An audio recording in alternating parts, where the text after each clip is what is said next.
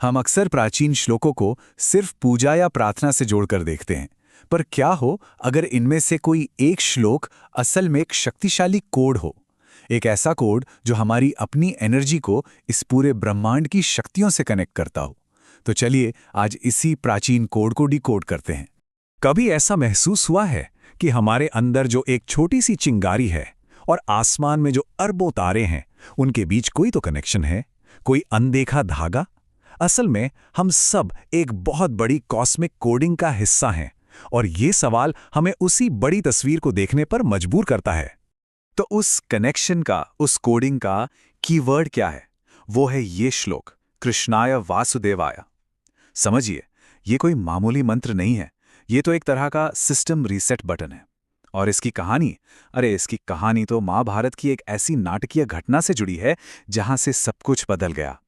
हम बात कर रहे हैं जरासंध के अंत की। तो चलिए सीधे चलते हैं महाभारत की उस अंधेरी गुफा में, जहां सिर्फ इतिहास नहीं बल्कि कह सकते हैं विज्ञान के कुछ सबसे बड़े रहस्य छिपे हैं। कहानी का विलन है मगध का क्रूर राजा जरासंध। वो कोई राक्षस नहीं था, लेकिन उसका इरादा किसी भी राक्षस से ज्यादा भयानक था। 100 राजाओं की बलि देना ये उसका पागलपन था। और ये सिर्फ 100 राजाओं की बात नहीं थी, उसने 20,800, जी हां 20,800 राजाओं को बंदी बनाकर एक अंधेरी सीलन भरी गुफा में बस फेंक दिया था। जरा सोचिए, सालों तक ना सूरज की एक किरण देखी, ना ताज़ी हवा महसूस की। उनकी आंखों में उम्मीद का जो आखिरी दिया था ना, वो भी बुझ चुका था। और तब मैदान में उतरे श्री कृष्ण।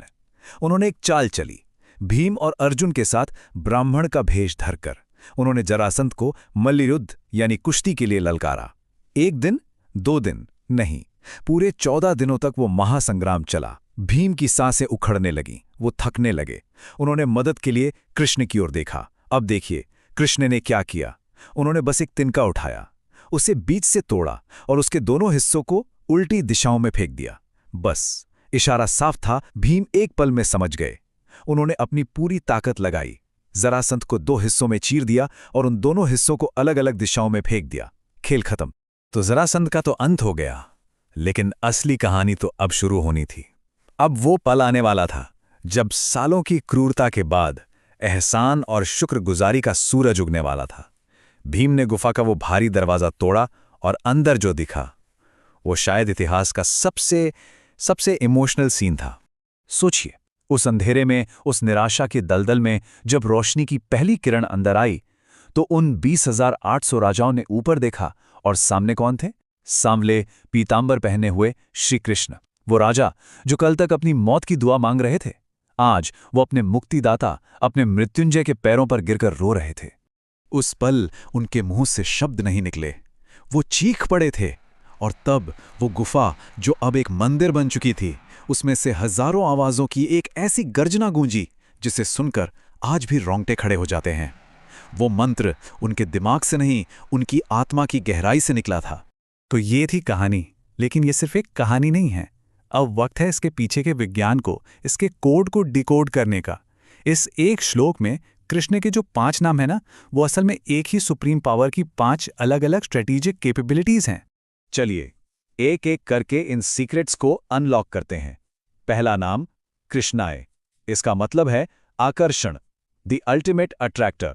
ठीक वैसे ही जैसे ब्रह्मांड की ग्रेविटी हर चीज को अपनी ओर खींचती है। दूसरा वासुदेवाय, मतलब जो हर जगह, हर कण में मौजूद है, जैसे कोई ओमनी प्रेजेंट डेटा फीड। तीसरा है हरेये, यानी जो हर लेता है, छीन लेता है। क्या? सारी नेगेटिविटी। ये हमारे सिस्टम का एंटीवायरस है जो सब कुछ डिलीट कर देता है। चौथा परमात्मने, मतलब द सुप्रीम अथॉरिटी, वो मेन फ्रेम सर्वर जहां से पूरा यूनिवर्स कंट्रोल होता है। और पांचवा गोविंदाय, यानी इंद्रियों का रक्षक, हमारे सिस्टम का मजबूत फायरवॉल। तो ये 5 तो हो गए कोड, लेकिन इसे चलाने के लिए एक एग्जीक्यूट कमांड भी तो चाहिए। वो है श्लोक की आखिरी लाइन, प्रणत क्लेशनाशाय गोविंदाय नमो नमः। इसका सीधा मतलब है कि जो भी सरेंडर कर दे उसके सारे दुखों का नाश हो। मतलब ये कमांड तभी काम करेगा जब ईगो को साइड में रखकर पूरी तरह से सरेंडर किया जाए। अभी तक तो बात हुई कहानी और फिलॉसफी की, लेकिन अब आते हैं सबसे सबसे मजेदार हिस्से पर, इस मंत्र के पीछे की साइंस पर। पता है, ये सिर्फ कोई आध्यात्मिक चीज नहीं है, ये पूरी तरह से वैज्ञानिक है। इसे आप एक तरह की न्यूरो लिंग्विस्टिक प्रोग्रामिंग समझ सकते हैं, जो सीधे हमारे दिमाग और शरीर पर असर करती है। कैसे? चलिए देखते हैं। जब हम बोलते हैं परमात्मने, गोविंदाय, तो आखिर में म और न की जो ध्वनि आती है उस पर गौर कीजिए। ये जो वाइब्रेशन है ना, ये हमारे दिमाग में एक बहुत जरूरी नस, जिसे वेगस नर्व कहते हैं, उसे स्टिम्युलेट करती है। और जैसे ही ये नस एक्टिवेट होती है, हमारा शरीर फौरन रिलैक्सेशन मोड में चला जाता है। स्ट्रेस हार्मोन जैसे कॉर्टिसोल अपने आप कम होने लगते हैं। असल में यही है क्लेशनाश के पीछे की बायोलॉजी। और बात यहीं खत्म नहीं होती, ये और भी गहरा है। आज की क्वांटम फिजिक्स क्या कहती है कि जब तक किसी चीज को ऑब्जर्व नहीं किया जाता, तब तक वो सिर्फ एक संभावना है ना? और हजारों साल पहले हमारे श्लोक में क्या कहा गया? परमात्मा ने, यानी वो अल्टीमेट ऑब्जर्वर, जिसके देखने भर से ही हकीकत बनती है। मतलब जब इस मंत्र का जाप होता है तो हमारी चेतना सीधे उस अनंत क्वांटम फील्ड के साथ सिंक हो जाती है। कमाल है ना? एक और उदाहरण देखिए, नाम है हरय, मतलब जो नेगेटिविटी को हर लेता है, हटा देता है। मॉडर्न साइंस में इसी चीज को न्यूरोप्लास्टिसिटी कहते हैं। इसका मतलब है कि जब हम बार बार एक ही मंत्र की फ्रीक्वेंसी को दोहराते हैं तो हमारे दिमाग के अंदर के रास्ते, मतलब न्यूरल पाथवेज, बदलने लगते हैं।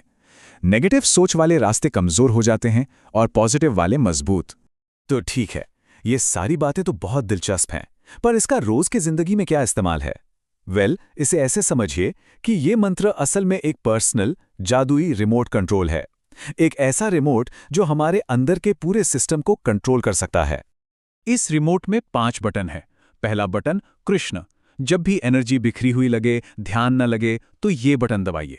दूसरा वासुदेव, जब भी अकेलापन महसूस हो तो ये कनेक्शन बटन याद दिलाएगा कि कोई साथ है। तीसरा हरि, ये है हमारा डिलीट बटन, दिमाग में बहुत कचरा भर गया है, स्ट्रेस है, बस ये बटन दबाइए। चौथा परमात्मा, ये है सरेंडर बटन, जब लगे कि बोझ बहुत भारी है तो कंट्रोल उस मेन सर्वर को सौंप दीजिए। और पांचवां गोविंद, ये हमारा फायरवॉल है जो गलत चीजों को अंदर आने से रोकता है। एक छोटा सा प्रैक्टिकल एक्सपेरिमेंट करके देख सकते हैं। इसे स्पिरिचुअल केमिस्ट्री कह लीजिए। बस एक गिलास पानी लीजिए और उसे हाथों में पकड़िए।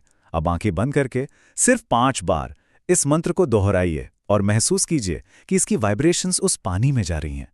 फिर उस पानी को पी लीजिए। ऐसा माना जाता है कि पानी की अपनी एक मेमोरी होती है और ये वाइब्रेशंस पानी के जरिए सीधे हमारे सिस्टम में जाकर अंदर से शांति देती हैं। तो आखिर में बात बस इतनी सी है, हम सब शांति को कहाँ कहाँ नहीं ढूंढते, बाहर की दुनिया में, जबकि सच तो ये है कि वो शांति, वो तो पहले से ही हमारे अंदर बैठे गोविंद के पास महफूज रखी है। जिंदगी के इस कुरुक्षेत्र में हम सबका सारथी तो पहले से ही हमारे अंदर मौजूद है। सवाल सिर्फ ये है कि क्या अब हम उसके सिग्नल को सुनने के लिए, उससे जुड़ने के लिए तैयार हैं?